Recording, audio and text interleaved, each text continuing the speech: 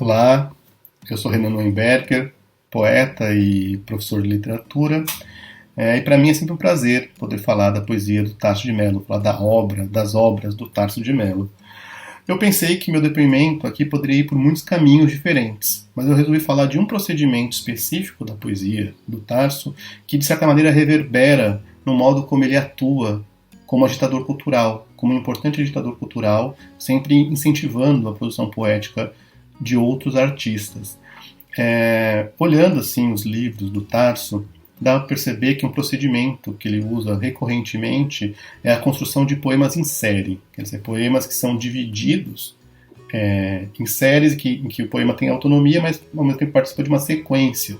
Isso aparece, por exemplo, no poema Deserto, no poema Plano de Fuga, na Era de Aquário, vários poemas que são, na verdade, blocos de poemas. Acho que isso é um gesto, um modo de organização formal que tem a ver com uma tentativa muito interessante de abarcar uma totalidade estilhaçada. Quer dizer, o poeta tenta incorporar ou formular fenômenos que aparecem estilhaçados na realidade e tenta estabelecer nexos a partir dos fragmentos desses fenômenos.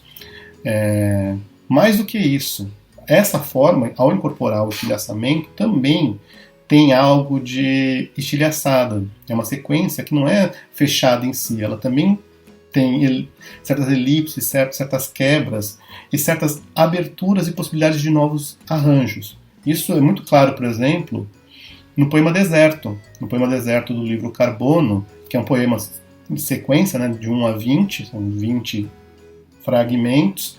E no mesmo livro, um pouco antes, tem um poema chamado Deserto 21.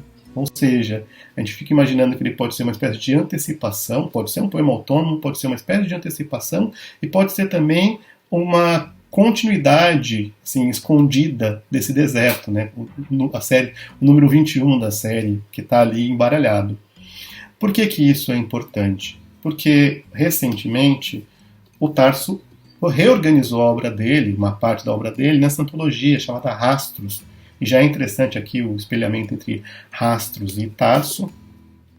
E como diz o Sérgio Alcides no prefácio dessa antologia, aqui tem um gesto fundamental que é reorganizar os poemas criando novos sentidos, novas relações entre o conjunto.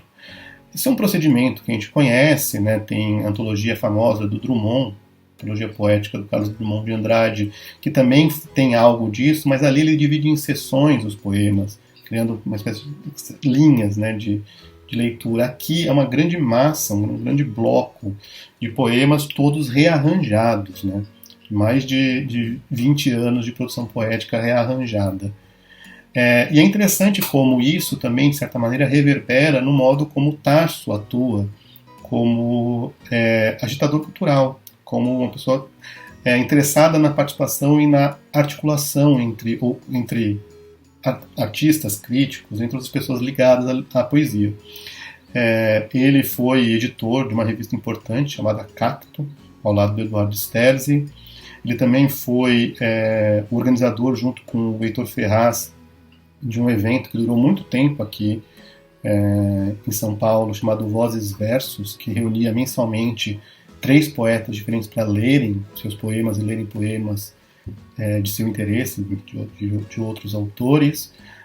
Ele também, atualmente, organiza um evento mensal na Mário de Andrade.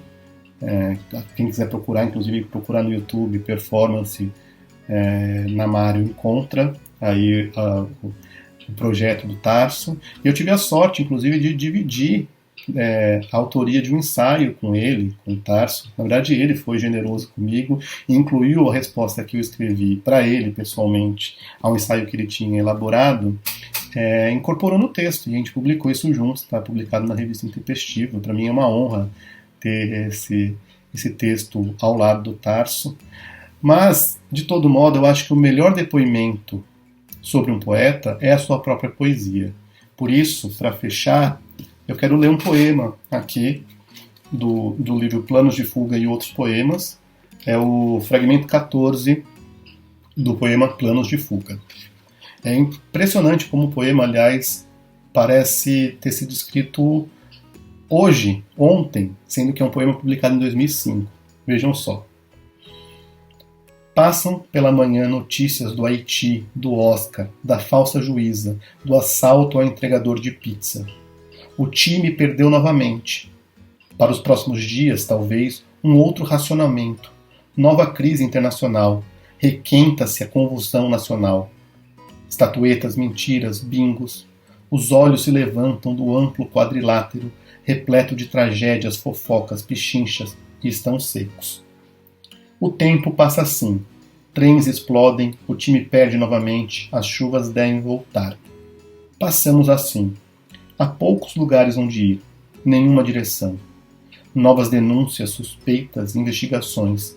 Lavamos as mãos. O mundo acompanha a tinta pelo ralo.